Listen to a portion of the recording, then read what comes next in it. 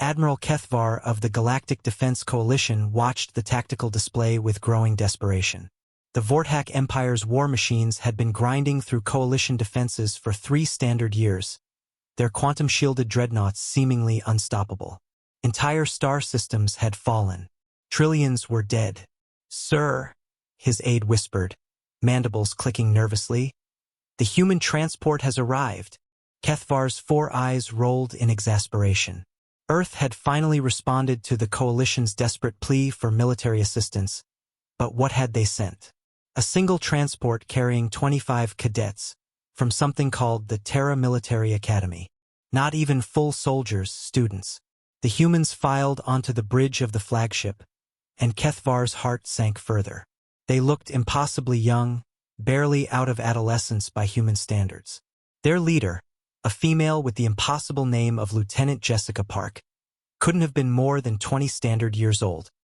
They carried what appeared to be primitive kinetic weapons and wore armor that looked like it had been cobbled together from spare parts. "Admiral," Jessica said, her voice steady despite her apparent youth. "We've reviewed your tactical situation. Request permission to deploy immediately."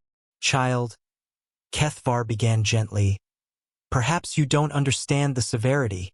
"With respect, sir," interrupted another cadet, a tall male named Thompson.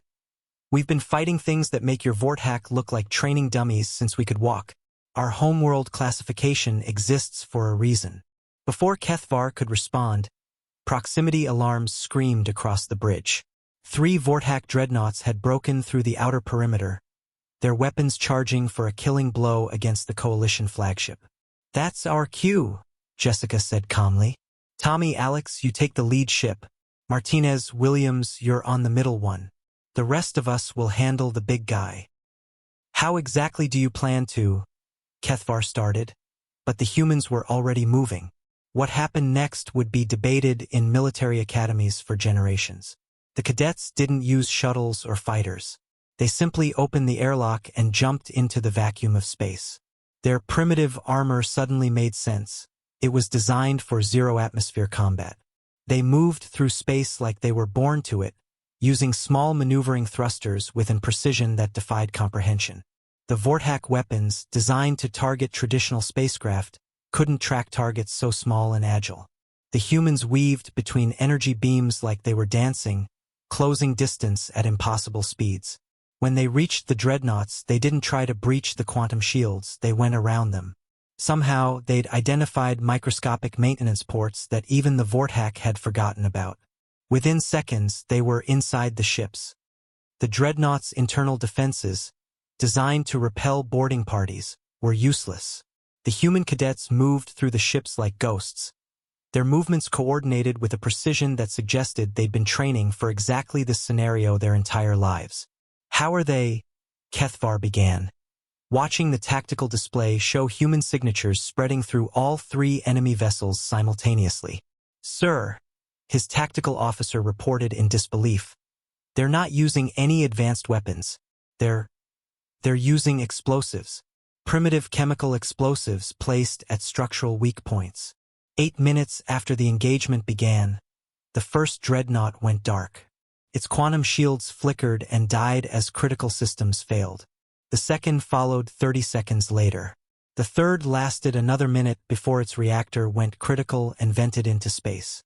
Jessica's voice crackled over the comm from somewhere inside the debris field.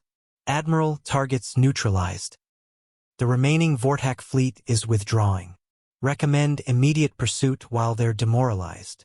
Kethvar stared at the tactical display where 3 of the most feared warships in the galaxy had become expanding clouds of debris.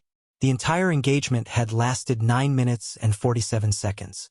"Lieutenant Park," he said slowly, "how did you know exactly where to strike?" "Earth's gravity is 3 times galactic standard, sir. Our atmospheric pressure could crush most species. We've got predators that hunt in packs, weather systems that could level cities, and we play sports that would be considered torture by galactic standards." Her voice carried a hint of amusement. "When you grow up somewhere that's actively trying to kill you every day, you get really good at finding weak points." As the news of the engagement spread, the Vortak Empire requested immediate ceasefire negotiations. The war that had raged for 3 years ended with a peace treaty signed within the week. The galaxy learned a valuable lesson that day. Never underestimate the graduates of a Deathworld.